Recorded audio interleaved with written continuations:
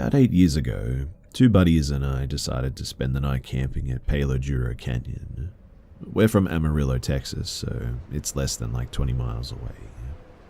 This is the second largest canyon in the US next to the Grand Canyon. And while you may be wondering what kind of spooky stuff we may have run into as young kids of just 17 years of age, this isn't necessarily that kind of story. Instead, us three friends were some of the only around our age that we knew of that didn't indulge in partying. No drinking, getting stoned, nothing of that nature. So of course, we think a perfect getaway on a Friday night would be the canyon. But we didn't even own camping supplies, to be honest. We just went to Walmart and bought some and headed out on a whim. We make the drive and get to the state park at around 5 p.m. We enter the gate and set off to find a spot to pitch a few tents. We pull into this camping site area that has two separate canopies with picnic tables and respective grills for cooking. And in the middle of both canopies, a fire pit. Nobody was there too, so we thought that it was the perfect place to set up camp. We brought some coolers with soda, some hot dogs and hamburgers to grill, and a stereo to jam some tunes to, while we just sort of hung out and enjoyed the last few hours of the daylight in the Texas summer heat. After we pitched our tents, a truck with a small camper RV moseyed on into the site. A man and a woman got out and surveyed the area. The man saw us and waved, with that friendly Texan hospitality. We waved back, of course, and went on about our business. We ate dinner, and the sun was starting to set. I think it was around this time, too, that I noticed that the man and the woman didn't pitch a tent, and that they probably just intended on staying in their camper. We built a fire, sat around it with some portable chairs we brought, and I saw the man walking towards us. He introduced himself as Doug and said that he cooked a lot of extra food if we wanted any. We politely declined and told him that we'd already ate, but we appreciate the offer. He said, "Hey, as long as you guys have eaten, it's no big deal." He waved again and set back off to his camp. About an hour later, he comes back with a brown paper bag and he comments on the music that we're listening to, says how back in the 70s he went to all these festivals, and basically just sort of rambles on about how it's awesome that we're so young and still keeping classic rock alive and stuff like that. He notices then, too, that my friends have guitars and actually yells over to his wife to come on over. At this point, we really don't think anything weird of it. We just didn't know him or his wife, and he was obviously drinking and just invited themselves into our space, but none of us had the spine to say anything to him about it, so we all just sort of sat around the fire trading stories, as much as three 17-year-old boys can with a couple of probably in their late 50s or early 60s maybe. After what seemed like a lifetime of, making up stories with these people we don't know, he starts trying to get to know us on a more personal level. Super polite, but obviously a little drunk. He asks us if we have jobs or if we're in school, and we'll reply. He says that he works at a United supermarket as a stocker and has for the last 15 years.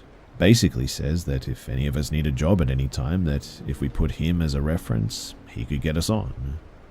He says his full name for us to reference just in case any one of us wants to apply.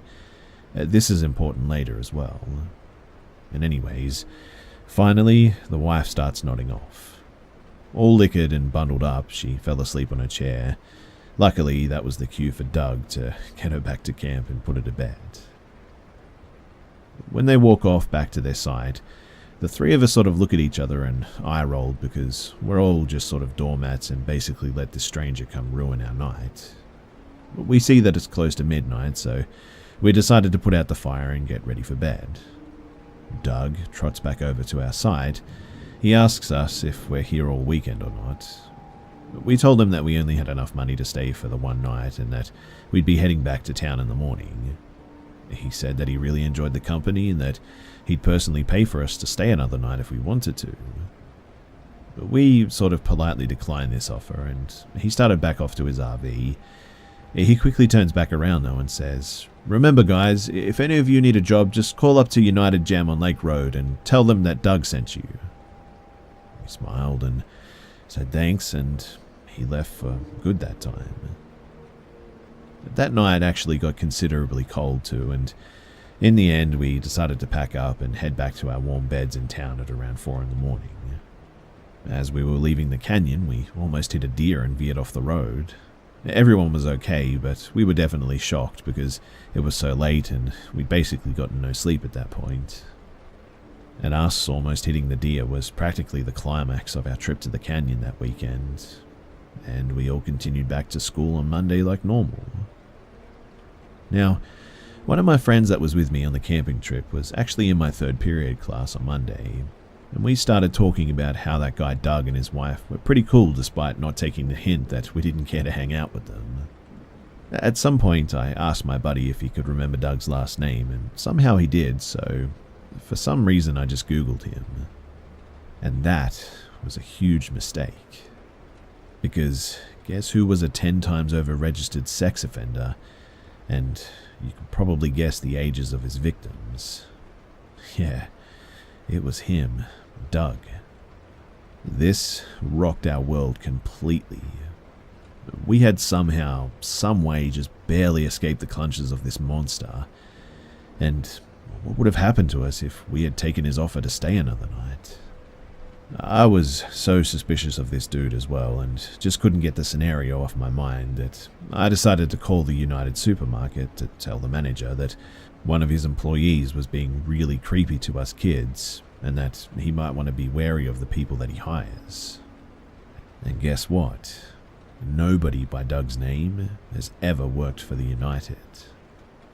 He had completely pulled the wool over all of our eyes all night long, trying to get us drunk to do God knows what to us innocent kids. I guess the lesson for us that night was be careful of who you talk to.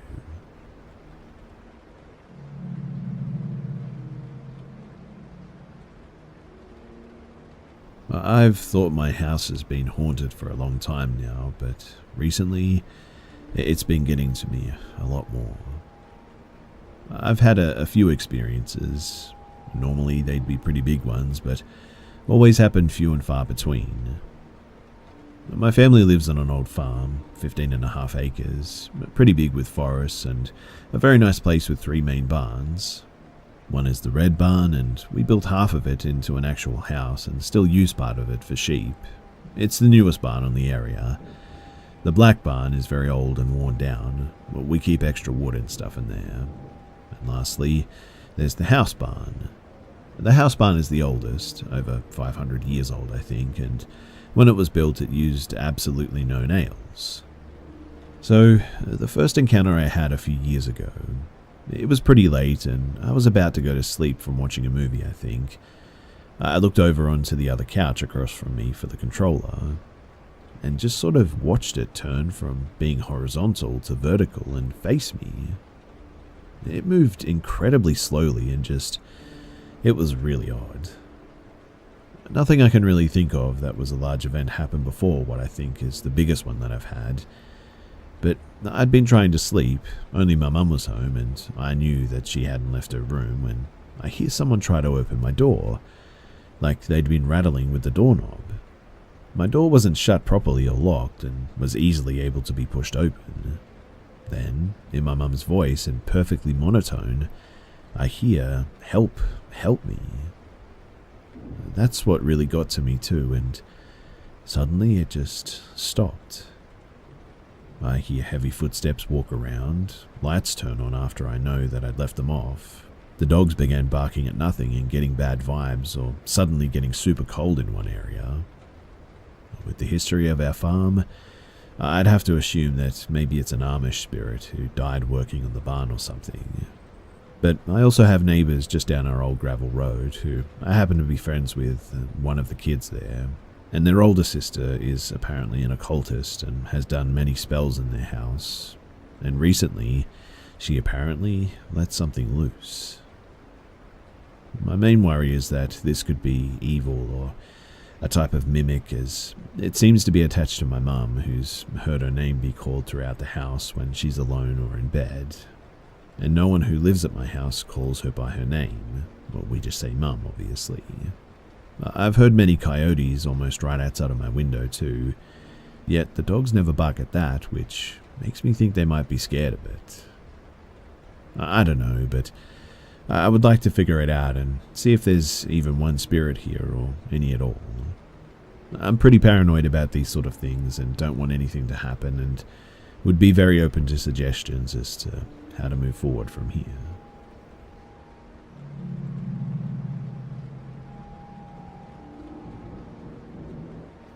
For some quick background, my uncle inherited a big old house after his father, and by old I mean like 17th or 18th century house.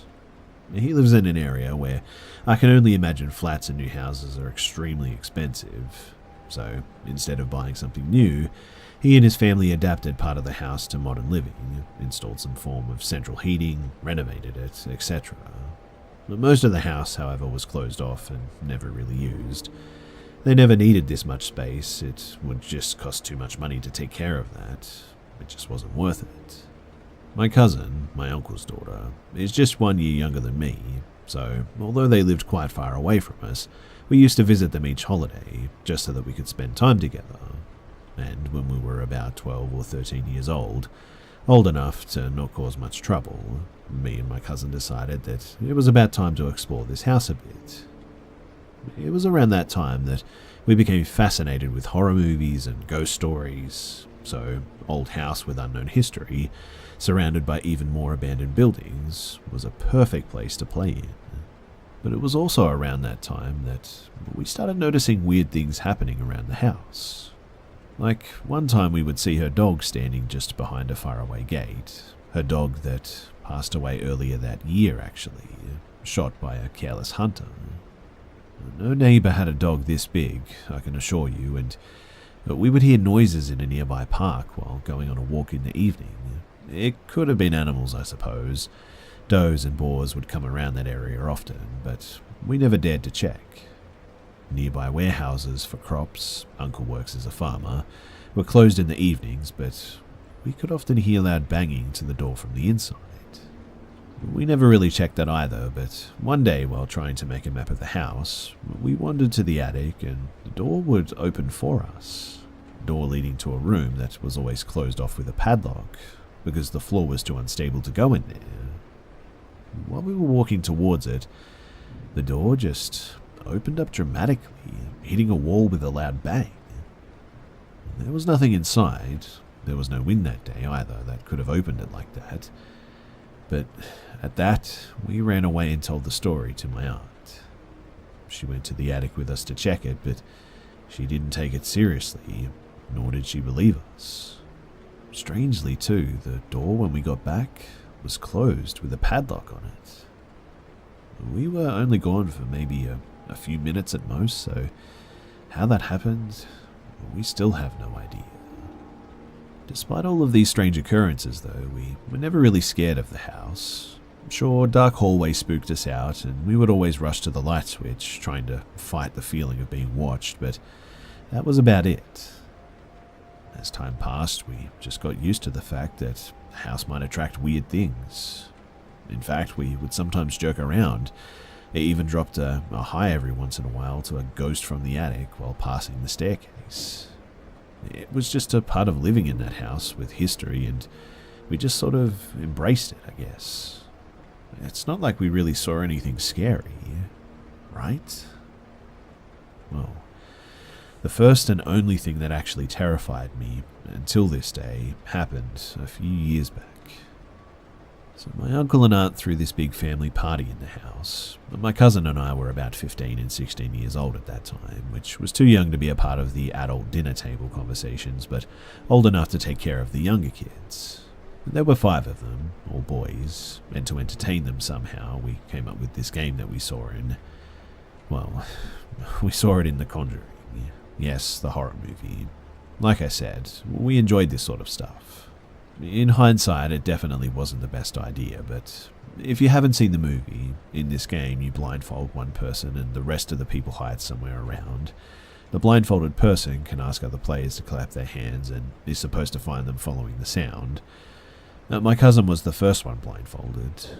Kids scattered around trying to quickly come up with some nice hiding spot, and me, being way too old to hide properly, just walked until one of the ends of the T-shaped hallways, and squatted behind the long table. Obviously, it wasn't a very sneaky place to be in, so when we first clapped hands, my cousin appeared from behind the corner and started carefully making her way towards me. The only source of light was behind her, so I couldn't really see any details, just her silhouette standing out from the background. I waited silently as my cousin bent over and walked under the table. There was sort of enough space to walk next to it, so I had no idea why she did it, but obviously the game was on, so I didn't say a word. I watched as she was getting closer and closer to me, basically crawling there, dragging both her dress and long hair at the floor, and I just wanted to laugh because I thought it looked really stupid. When she was really close, I even had this thought of reaching out my hand and touching her. That would really scare her, but in the end I decided that I wouldn't. I don't really remember what happened next too. I think one of the kids got bored and made some sound in another part of the hallway or something, so my cousin turned around and quickly disappeared behind the corner. Someone else got caught in that round, and then we changed the game. The party was coming to an end anyway, but my family was staying there a few days longer. We lived too far away to just come over for one afternoon, so we helped with the cleaning afterwards. My cousin and I were doing the dishes, and during the conversation she mentioned how the kids liked the games, etc. So obviously, I brought up the situation from the beginning. Without thinking much, I said something like, "Man, you look so stupid crawling under that table, you know." Or, "Why did you walk under the table like that?" And I could see how my cousin's facial expression changed, and she just seemed really confused. "What are you talking about?" she asked. At this point, I'm convinced that she's just trying to prank me, scare me, or something like that, so I'm not even worried. It is also an option that she just forgot that it actually happened in the first place. At the beginning of the game, I was hiding behind the table in the hallway, and you snuck under to catch me. I decided to remind her, but she was even more confused than before. "I never walked under any table," she replied. She sounded really genuine, and I could even hear the little bit of nervousness in her voice, but I still wanted to accuse her of pulling a prank on me. But then I noticed something. My cousin had her hair tied up the entire day. Her hair was long, yes, but in the hairstyle that she kept, there was just no way, like absolutely no way, that she would drag it on the floor like that. Which means that it wasn't her under that table. And there was no other long-haired girl in the house, in fact. I still have no idea what I saw back in that day. I'm not schizophrenic, was never diagnosed at least. My depression never gave me any hallucinations or anything, and it wasn't at its peak moment back then anyway. I wasn't on any meds, I didn't drink, I didn't take drugs. It wasn't a shadow that I interpreted wrong. I mean, I was looking at it for way too long, and it was just too close for me to think of it as a kind of mistake. I have to believe that it was real. I don't know who it was or what it was perhaps, but all I know is that I am so thankful that I didn't try to touch whatever it was. The history of the house is one huge mystery to me. I have no knowledge about who lived in it before or what happened there before my family moved in. I'm trying to investigate the matter, but even when I find answers to these questions, I'm afraid that it won't explain the girl-like silhouette that I saw in the hallway that day.